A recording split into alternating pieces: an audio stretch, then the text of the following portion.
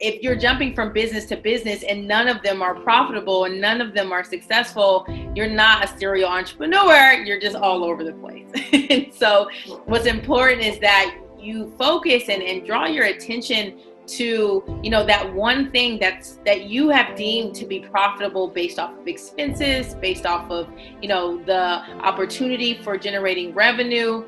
Really filter out of all the passions that you have, what's going to have the lowest overhead, jump in, get that together, hire a coach, speed up the process a bit and become profitable first. And then you can, invest in real estate and, do all the things that you've ever wanted to do. But stability is important for an entrepreneur, and stability comes through focusing in and driving your attention to one specific thing in the beginning. You mean one thing at a time. Amen.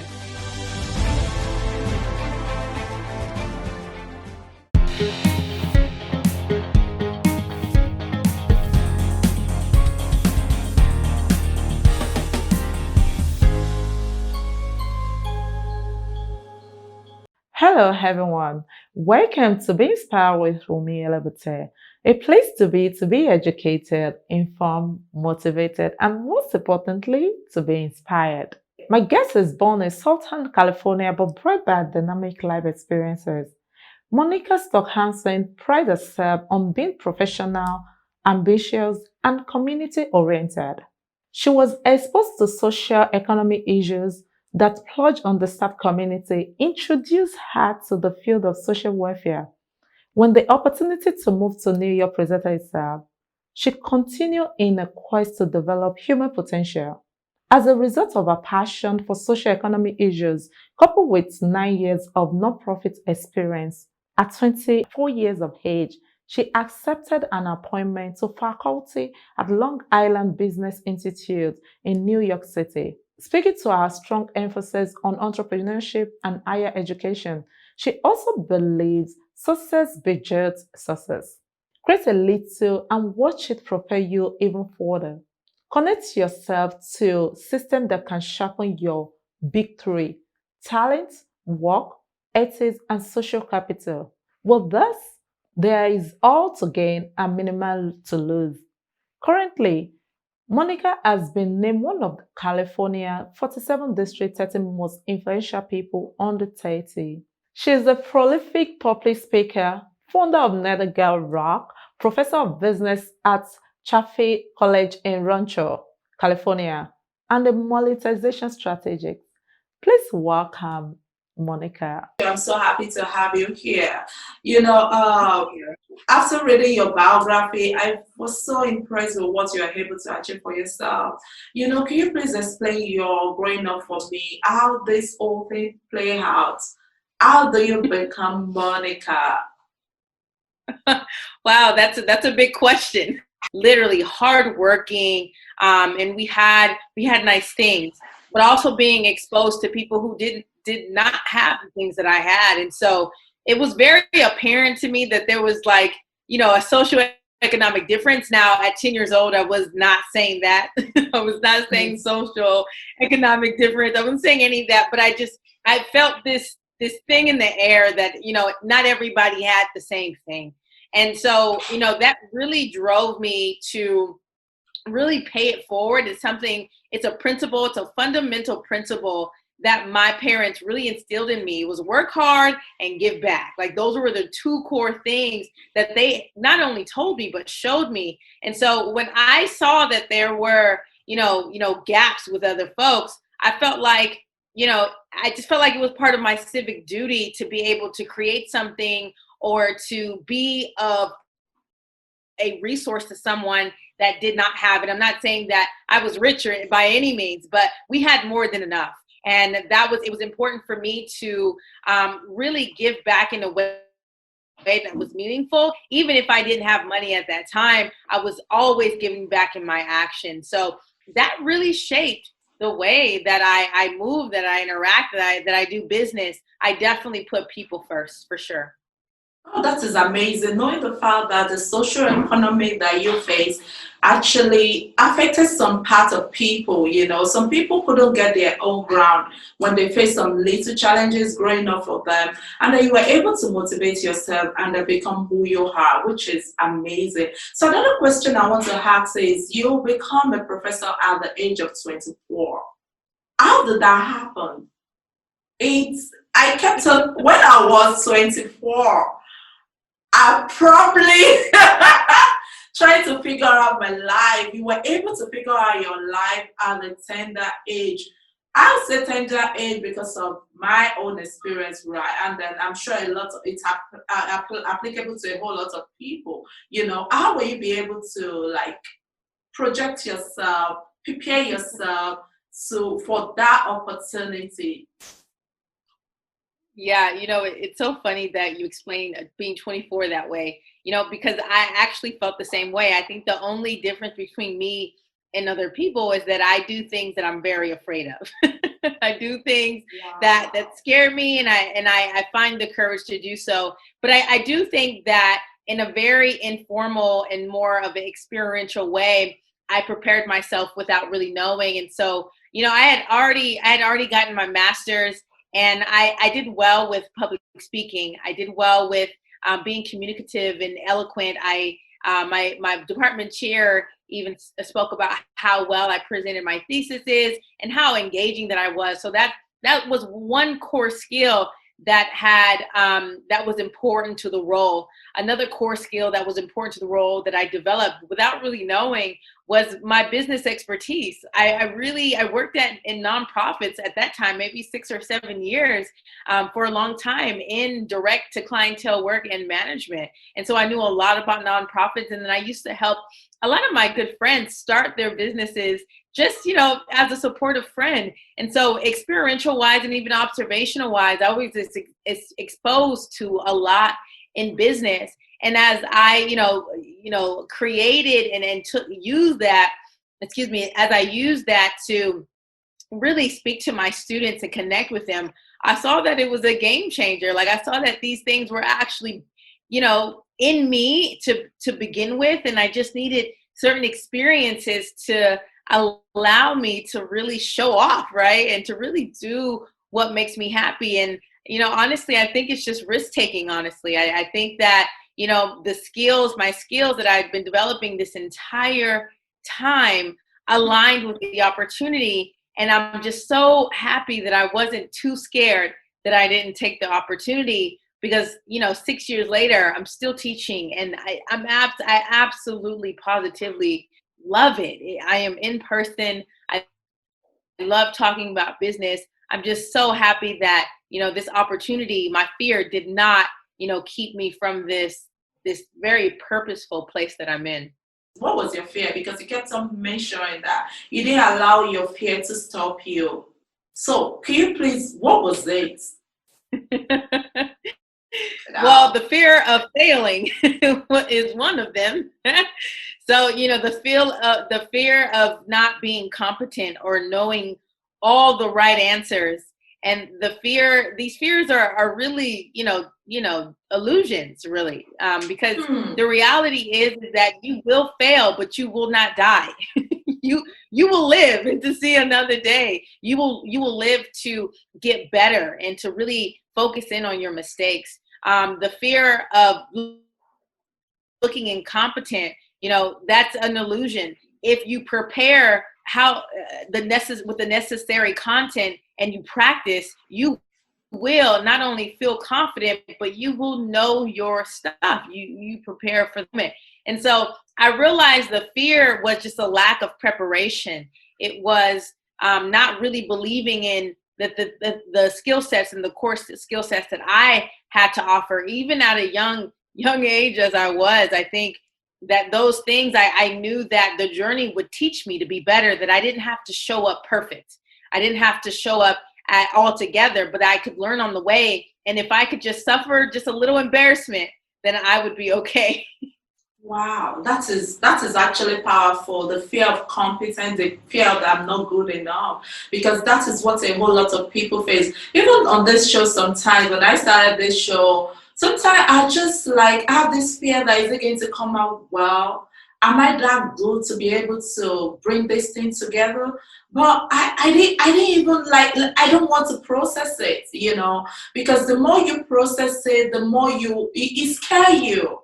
Right. So I just told myself, Mumi, I'm not going to process it. Let me just keep on going and believe in this cause that I found myself. So another question I want to ask, definitely there are challenges that you face during this your career, and then other than the fear, the competency level and all that, there'll be some times in your career level whereby you feel that I don't think I can move forward.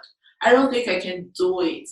I don't think this will work. How did you overcome that challenges you face? And then how do you overcome step back? Well, I wish that I could point out one specific challenge, but there's just been so many, Wumi, that I can't even recall. I think what's important is that, we have to change the relationship that we have with failure. We have to change the relationship that we have with setbacks. And I think that's really important because I think before I really started to really grind and go after what I wanted, I saw failure. I obsessed over it. I dwelled in it. It hurt my feelings. I didn't want to process those things. I just felt like it hurt too much. But now I don't see failure in such a negative light anymore. I see it as an opportunity to learn and a learning experience. I see it as the situation telling me that I need to laser focus in on a specific thing that I'm doing incorrectly. And that's why I now love failure, because it's such a good teacher. And it teaches you in the way that you're not going to do that crazy thing again. It hurts and it's supposed to.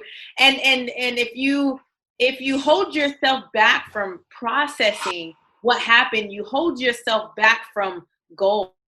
You hold yourself back from insight and wisdom and understanding. And we all know those are core things that elevate us and that enlighten us and allow us to move forward. And so we have to really change the narrative in which we see failure and setbacks and challenges. It's an opportunity to get good. It's the opportunity to be better. It's the opportunity to really feel what this human experience is, right?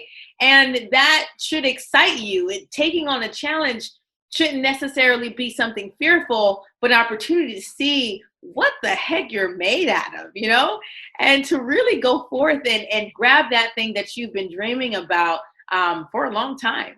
Wow, we see failure. We should see failure as an opportunity. That is powerful, girl. That is really powerful. So another question. I know when we were talking and then you mentioned about the kind of people that you associate yourself with, when you become a professor at 24, someone believe in you. Could you please elaborate on that? What do you mean by associating yourself with the right people that believe in you?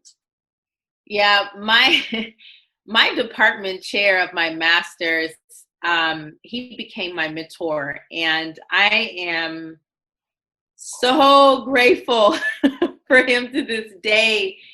He just saw something in me that I just didn't see myself yet. And how could I? At that time, I was, a baby, and, my focus was, all over the place. But he saw the way that I presented my theses and how I was able to engage, the crowd and the audience, and my eloquence, right? And my ability to speak and to convey ideas and simplify them. And he said, that is the making of a lecturer, of a professor. And he really pushed me to go after something that I was, really scared of, and really validated my core competencies. It's one thing to, believe in yourself, because that's critical. It's important. But when someone authentic, just like you, validates your core competencies and also has a position of authority, it's amazing what people can do when they believe in you, and they also have the power to put you in places that you can't necessarily put yourself in. And I think that's crucial, to have people in your circle that are authentic, but are also in higher places of influence than you, so that they can really show you, and give you direction about where to go. I think that mentor all the time.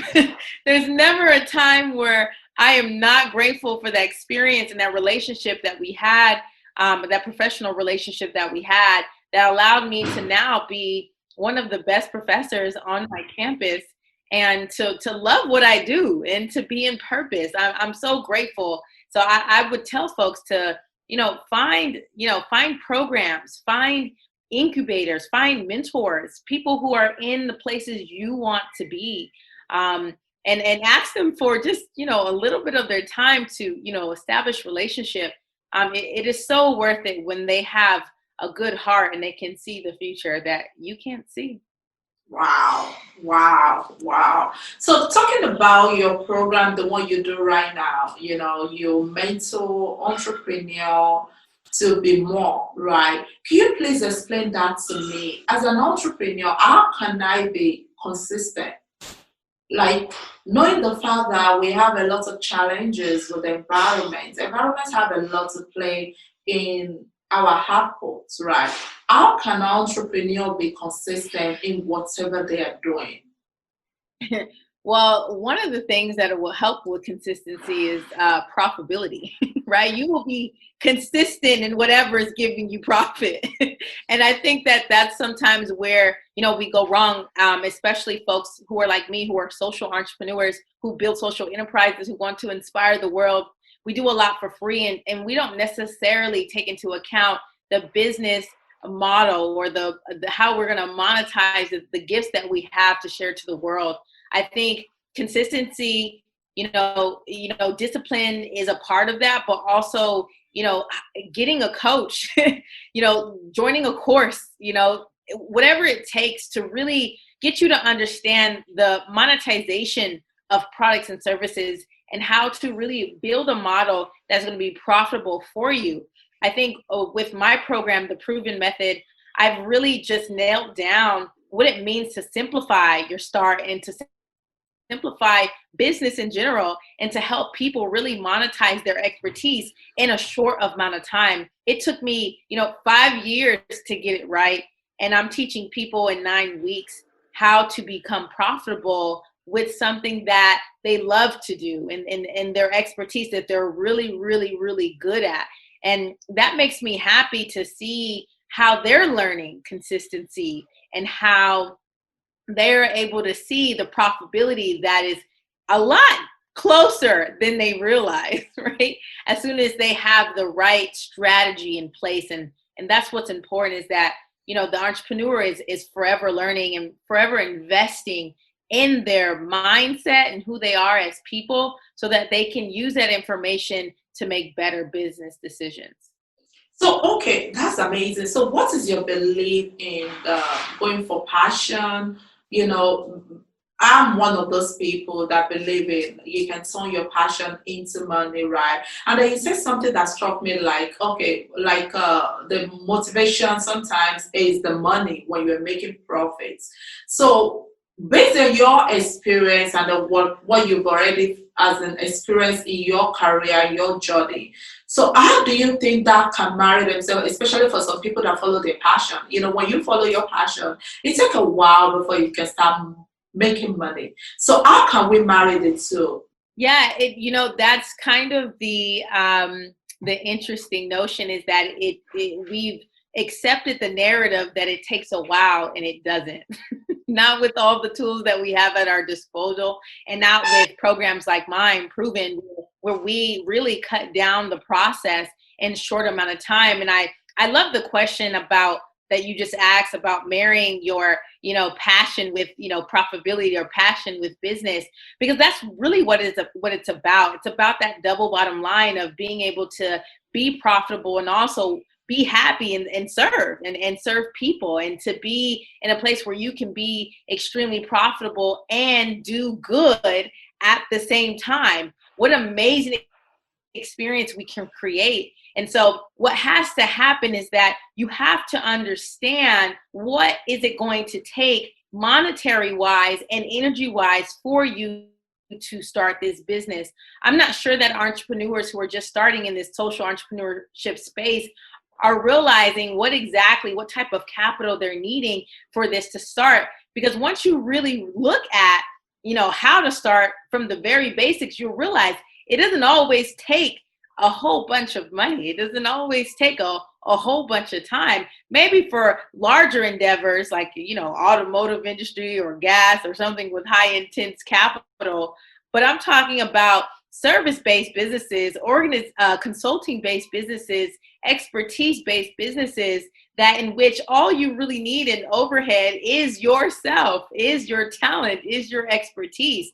And finding, business models and formulas that are successful to your industry. I can't say this enough to hire a coach that is in your lane that shows you the shortest way and the least expensive way to be able to create profitability and be happy at the same time. I think it's important to dispel that notion that it's going to take a long time. It takes experience and it takes strategy in which you will have to reach out for help for. Wow. So you talk about coaching. So what is your advice for an entrepreneur to get? Is there a business coach, a personal coach, or a life coach? Well, with the right search, you might be able to find a coach that embodies all three of those things. It's not always going to be true. I oftentimes find myself as a business and a monetization coach, I find myself empowering and motivating my clients to be the best that they can be, right? And to follow their passion. So while I might be dynamic, I can't say that everyone is like that. But honestly, you want to figure out what your goal is. If you have a spiritual goal or a goal to be emotionally, stable or processed, you probably want to seek therapy or get a life coach. If you're looking to really just explore, maybe you have, 10 passions that you love and you really just can't nail down and you're really not sure what you're good at, you probably want a passion coach or a confidence coach or a career coach to help you kind of nail that down. But when you're ready to monetize and build a business, that is what a business coach is for. They're really going to take you from zero to, profitability or whatever the promise is for the program. So, it's really important that you do your research on your coach. You stalk them for a little bit and you join their Facebook groups and you download their free items and workbooks and you really get to know them, because it's so important to make sure that you get exactly what you need. I've hired a coach and I felt like my coach was kind of a life coach and a business coach as well. So I would say be very picky and take time to find the right one, but it's ultimately up to you to figure out what's a priority in your life in regards to your business goals and your personal goals. Wow, I think that answers my question, because some people they don't really know what they need, they want. They just want to. Some people actually try to get a business coach to work as a life coach for them, or knowing that you have to narrow down exactly what you want and then source for the coach that will address your situation. And then you also say something that you want to actually find out about the person, their success stories, and then the video, does it align with me? Is it what I want? I have a question. Ask a lot of questions. If they can't address it, that is very important. So another question I want to ask you is that we have a lot of entrepreneurs that jump from one business to the other. They say they are serial entrepreneur, that it's not good to just have one income. It's good to have multiple income. So what is your take on that? So I love the fact that, you have people like to have multiple streams of income. I think it's a great way to find stability in your income, right? You don't just want to have one source of income. But I think it's important when you're just starting out as an entrepreneur to focus on one thing. Now, I say that because once you focus on that one thing, your focus should be on making it profitable. So then you can do whatever you want. You can open up another business, you can invest in stock, you can do, whatever it is that you want. But if you're jumping from business to business and none of them are profitable and none of them are successful, you're not a serial entrepreneur. You're just all over the place. And so what's important is that you focus and draw your attention to, that one thing that you have deemed to be profitable based off of expenses, based off of, the opportunity for generating revenue. Really filter out of all the passions that you have, what's going to have the lowest overhead, jump in, get that together, hire a coach, speed up the process a bit, and become profitable first. And then you can, invest in real estate and, do all the things that you've ever wanted to do. But stability is important for an entrepreneur, and stability comes through focusing in and driving your attention to one specific thing in the beginning. You mean one thing at a time. Amen. I'm going to use your word for you right now. You said something, you are a strong believer in creating your own life. I know that you're a strong believer in creating your own life. So could you please explain to me, how could someone create their own life? I think, it's hard when you are a child, right? And you don't have, the opportunity to make decisions for yourself. But once you become an adult, y'all, you've got to take responsibility for your own life and for the decisions you've made thus far. I think accepting who you are and where you're at is critical to you moving forward. I think that you have to really sit down with yourself and get to know, what is it that you actually want out of this life? I think it's important that, we get honest with ourselves and dispel any of the things that was given to us that no longer fits, right? I think there's a lot of ideas about tradition and the way that we should act, depending on your gender, and the way that you should live, and the way that you should eat and talk and dress, and all of these other things. And I think you have to have a serious conversation with yourself about these things. I'm even going through a period of transition with faith and spirituality. I, no longer, subscribe to the same faith that I did as a child. And I'm happy with that. And I'm okay with that because it's my journey. I'm accepting responsibility for my journey and the outcomes for that. And so you do get to choose. You do get to create. But first, you have to know what it is that you want to create, and to know that you have to know thyself. So you have to be the best friend of you and get to know you and what you like, and not necessarily what your parents just gave you or the environment that you're in. Take some time to get to know you, and then also take some time to learn. Oh my goodness. Information and knowledge is absolutely everywhere. So the combination of you getting to know yourself and then learning how the world works and how business works is a lethal combination. And I think that together, knowing your talents, knowing what you're good at, thus knowing the opportunities that could come from who you are, I think is a game changer. And that gives you the power to decide and the confidence to decide and what you want to do and how you want to do it. And just know that everything around us is made up, okay? Everything. And so this is your canvas. This is your world. You can create anything and it will exist. And so I say have fun with that. Don't get down in the dumps that you don't know where you are or you don't understand things. It is always an opportunity. Whenever there's a gap, there is always an opportunity for you to dive in and to learn something new and to learn something new about yourself. So see this as a very exciting moment to get to know the person that you've become and that you want to be. But I will say this, and I don't care who disagrees, anything is possible.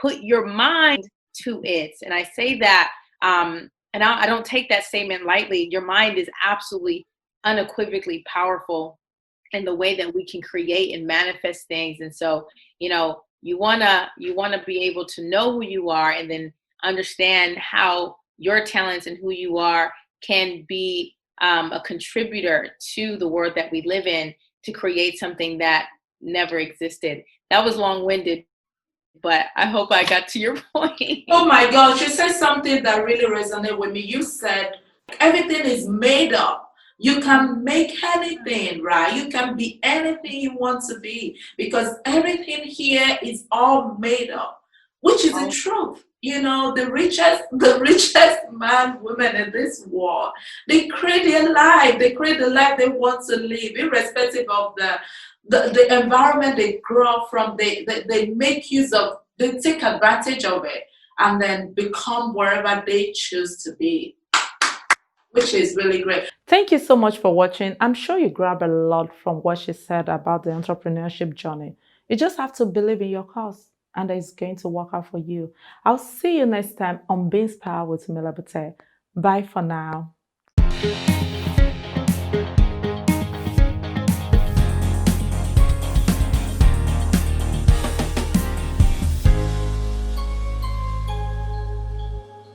Hey there, have you subscribed?